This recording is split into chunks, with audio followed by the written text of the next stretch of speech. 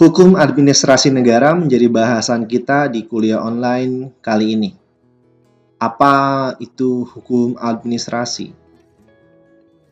Apa itu HAN? Jadi kalau orang hukum biasa menyebut mata kuliah ini sebagai HAN yang dikatakan hukum administrasi negara.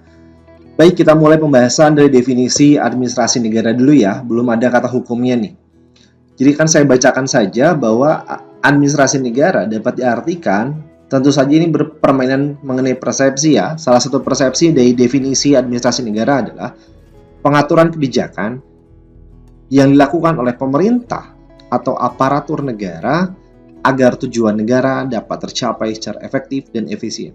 Ada beberapa kata kunci di definisi ataupun arti dari administrasi negara. Yang pertama ada kebijakan, yang kedua dilakukan oleh siapa kebijakannya? Itu oleh pemerintah ataupun aparatur negara. Aparatur negara atau pemerintah ini secara spesifik saya katakan sebagai lembaga eksekutif. Tempo hari di konsep trias politika sekali lagi saya ingatkan ada legislatif, eksekutif, yudikatif. Pemerintah atau aparatur negara yang dimaksud di sini adalah eksekutif. Jadi ada kebijakan dilakukan oleh siapa? Pemerintah, tujuannya untuk apa? Agar adanya efektivitas, efisiensi dari tujuan negara. Oke? Itu administrasi negara. Kebijakan dilakukan oleh pemerintah agar apa? Agar adanya efektivitas, efisiensi tujuan negara. Maka dari definisi yang singkat itu dapat dipahami bahwa seandainya ada kebijakan-kebijakan pemerintah yang membuat birokrasi semakin ribet, semakin nyeleneh dalam artian, jelas itu bukan sebuah konsep ideal dari administrasi negara.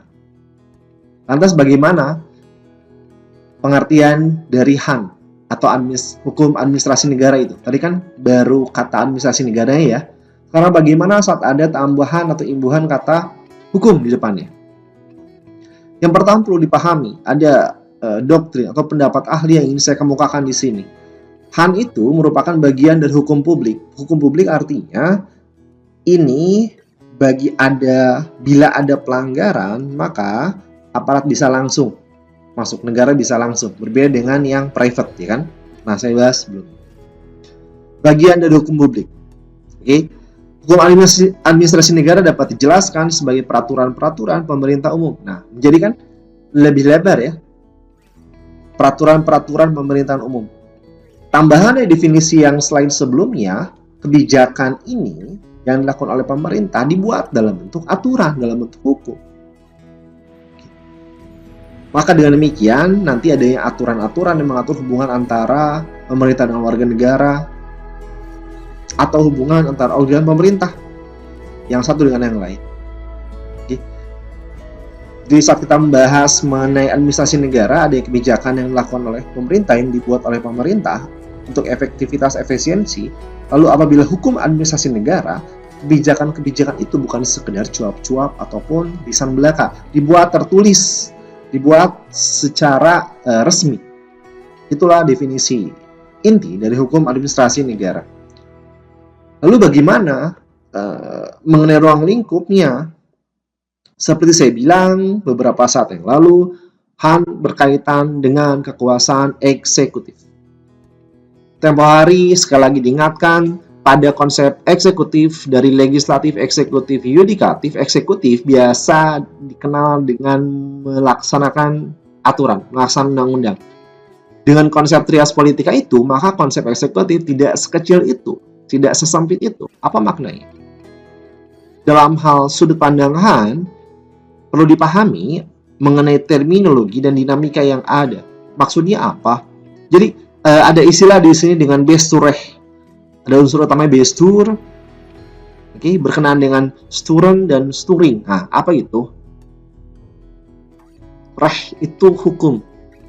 Lalu bagaimana dengan bestur dan sebagainya? Ada satu kata bestur ingin saya informasikan di sini. Bestur dirumuskan, saya bacakan dulu, sebagai lingkungan kekuasaan negara di luar lingkungan kekuasaan legislatif dan kekuasaan yudikatif. Dengan rumus itu, kekuasaan pemerintahan tidaklah sekedar melaksanakan undang-undang. Sekali lagi nih, tidak sekedar ya melaksanakan undang-undang. Kekuasaan pemerintah merupakan kekuasaan yang aktif. Sifat aktif tersebut dalam konsep hukum administrasi negara secara intrinsik merupakan unsur utama dari student atau bestur. Maksudnya apa? Secara kalimat sederhana, secara bahasa masyarakat sehari-harinya. Begini, si eksekutif ini kan konsep utama trias politikanya kan dia melaksanakan aturan. Hanya melaksanakan dong, dia nggak punya kreativitas untuk menyimak situasi, membuat kreasi dan seterusnya. Nah, itu kan kalau konsep trias politika. Pada konsep di Han, maka eksekutif ini aktif dalam artian bila dia melihat kekosongan hukum, ada yang aturan yang kurang pas dan seterusnya, dia bisa aktif untuk melakukan hal-hal tersebut. Poinnya di sana. Lantas bagaimana dasar hukum atau landasan dari hukum administrasi negara ini? Dasar hukumnya adalah Undang-Undang pertama nomor 5 tahun 86 tentang peradilan tata usaha negara. Nah, saat kita mencek atau mengetahui hukum saat ini, istilahnya hukum positif. Hukum positif mengenai peradilan tata usaha negara berkembang. Mengapa hukum berkembang? Karena hukum dibuat untuk mengatur masyarakat. Ketika masyarakatnya berkembang, maka jelas membutuhkan aturan yang baru. Karena bisa jadi aturan lama tak sesuai dengan aturan saat ini. Aturan lama tidak sesuai dengan kondisi saat ini. Begitupun mengenai PTUN, peradilan tata usaha negara, atau mengenai tata usaha negara ini. Jadi Han ini kan ruang lingkupnya tata usaha negara nih. Saat kita bicara mengenai Han, administrasi negara, maka ruang lingkup peradilannya berada di peradilan tata usaha negara. Tempo hari kita mempelajari tentang peradilan pengadilan, ya. Lantas nih, kembali ke sini ada perubahan nih. Yang Undang-Undang tahun 86 dirubah tahun 2004. Ternyata dirubah lagi, kawan-kawan, teman-teman. Dirubah lagi, perubahan kedua tahun 2009.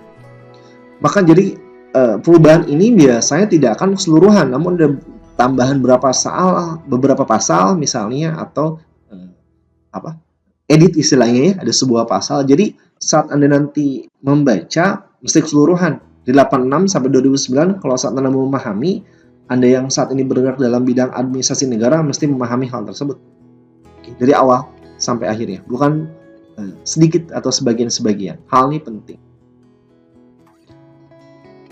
Pemahaman ini mengenai administrasi negara dan dalam arti lain PTUN ini jelas. Maksudnya apa? Ketika kita berbicara mengenai administrasi negara, kita paham secara real, secara keseharian, yang menjadi objek sengketanya apa? Yang menjadi objek sengketanya adalah keputusan tata usaha negara. Keputusan TUN istilahnya. Ini yang bisa dipermasalahkan dalam hukum administrasi negara. Jadi ini produk dari hukum administrasi negara itu adanya keputusan TUN. Kita bahas mengenai keputusannya ya. Penetapan tertulis yang dikeluarkan oleh badan atau pejabat tata usaha negara yang berisi tindakan hukum tata usaha negara yang berdasarkan peraturan perundang-undangan yang berlaku, yang bersifat konkret, individual, dan final. Konkret, individual, final. Itu kata kuncinya ya. Nah, ini ada penetapan tertulis dilakukan oleh siapa? Badan atau pejabat tata usaha negara. Jadi bukan perorangan, bukan atas nama rominya, tapi jabatannya apa? Contoh, jabatan Gubernur Bali. Permasalahan apa? Jelas yang dipermasalahkan bukan orangnya, bukan Made Mangku Pastikanya, tapi siapa jabatan gubernurnya, tentang jabatan gubernurnya, bukan siapa orangnya. Itu mengenai tata usaha negara. Pengecualian objek diatur pada pasal 2 ini, Undang-Undang nomor 9 tahun 2004. Anda bisa baca perlahan untuk di pause ya presentasinya. Kemudian ada beberapa asas yang ingin saya perlihatkan di sini. Oke, saya sedikit percepat presentasinya. Ada 4 asas yang ingin saya kemukakan dari banyak asas dalam Han. Oke, yang pertama jelas. Nah, yang kedua nih, Phase Emerson. Orang bebas mempertimbangkan, bebas menilai, bebas menduga. Ini berkaitan dengan kondisi eksekutif yang aktif tadi ya. Kemudian larangan determinant de pouvoir, penyalahgunaan wewenang. Misalnya gubernur BI membuat peraturan BI tapi karena disuap. Nah, penyalahgunaan wewenang. Larangan excess de pouvoir, misalnya apa? Definisi dulu, perbuatan melebihi batas kekuasaan. Mau orang di Makassar nih, dia mengurus tentang IMB. IMB sudah bukan di wali kota, misalnya ada divisi ataupun dinas terkait. Nah, tidak boleh kan? Ada batas kekuasaan. Oke, itu dia gambaran mengenai hukum administrasi negara. Semoga mendapat manfaat. Silakan like video saya, boleh subscribe, dan di sini. Saya Romi, Muhammad Ramdhani pamit. Wassalamualaikum warahmatullahi wabarakatuh.